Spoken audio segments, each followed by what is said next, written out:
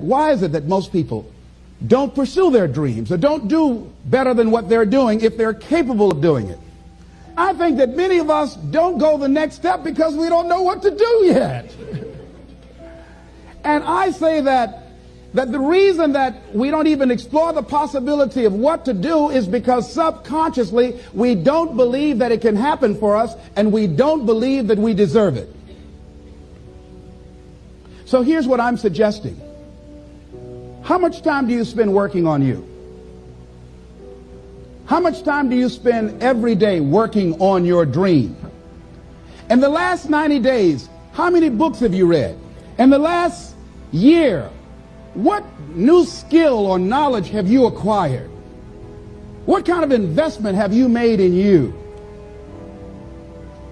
So I'm saying that as you begin to look at where you want to go, if you want to make it today, and things are changing so fast you have to literally run to stand still, I'm saying that you've got to make some conscious effort to begin to work to develop you. Here's something else. Most people are not living their dreams because of fear, ladies and gentlemen. I was in Columbus, Ohio yesterday speaking for a particular Ohio department. A young lady named Karen who greeted me, who organized the event. Very talented, very skillful. And she was talking about she wanted to become involved in the consulting business. I said, why aren't you doing it? I said, you have the abilities. I said, you're not here because they like you. You're here because you're doing the job. You're making things happen.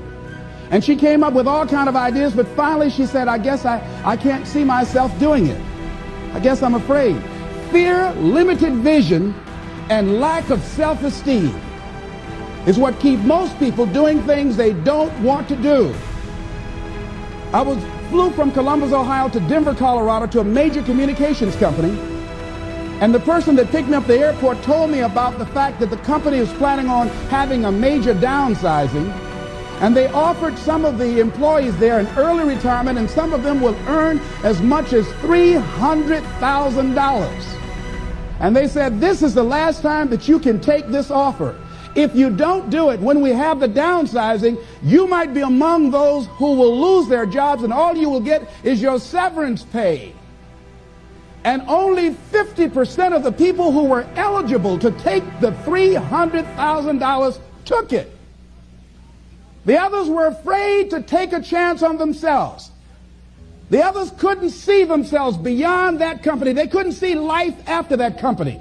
The same reason that people stay in relationships where they're abused or they're unhappy or it's unfulfilling. They can't see themselves beyond that relationship. They can't see themselves enjoying life without that person. They think that this is all that they can do. The same reason that people get stuck at a certain level in life. They can't see things being better for them. And they think that this is it and this is all they deserve. This is all they've ever seen. It's been passed on to them.